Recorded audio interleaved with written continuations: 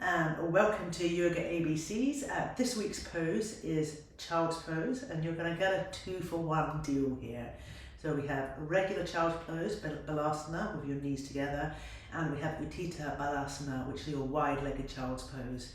So let's get going. There's also going to be a bit of toing and froing with me speaking, then demonstrating, then looking up to speak so that the microphone doesn't get muffled. So, child's pose, it's an inward pose. The effect of it is really lovely and calming and centering.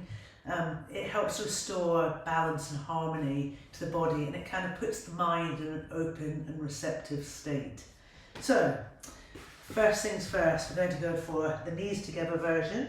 So just kneeling down, knees together, your bum is on your heels, and you're just going to lengthen upwards through the spine.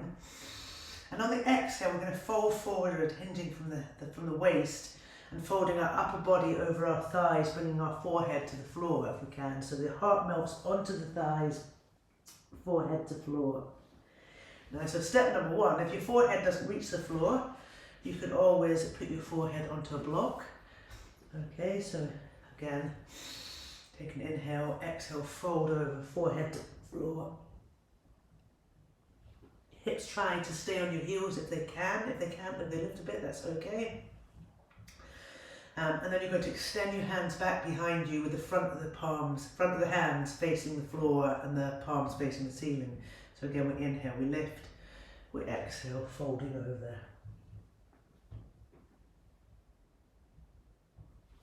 So while you're there, you close your eyes and gaze inward. And just let the upper back broaden and let tension drain away down through your shoulders and arms, and just relax, melt and soften into the pose.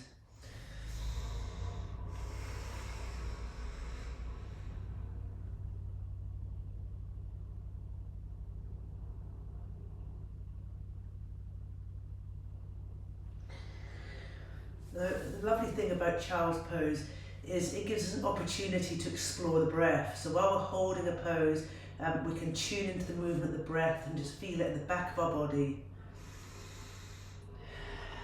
So maybe I'll come around this way.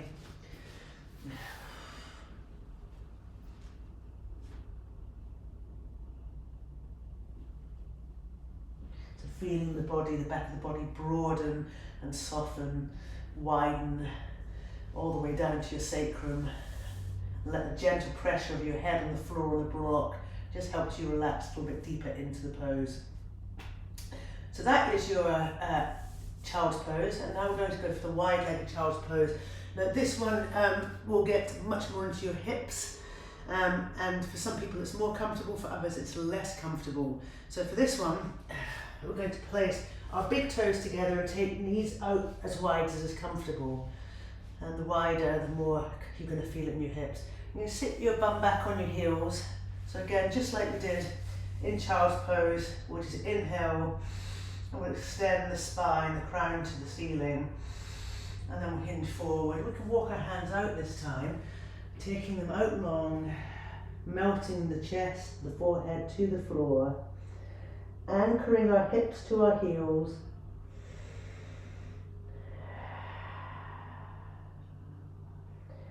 And again, just feeling the openness, the space created all the way down the back of our body.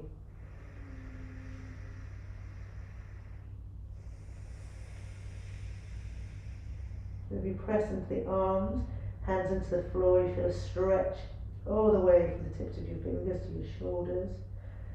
And feel the space you've created between your armpits and your hips.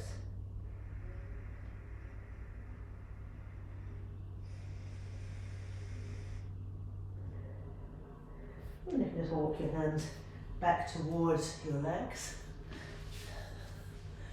And remembering you can use blocks. If the floor feels a long way for your forehead or chest, you can put your forehead on fists. But that is child's pose. You can let me know which one you prefer. So do you prefer the legs together or wide-legged? Happy practicing.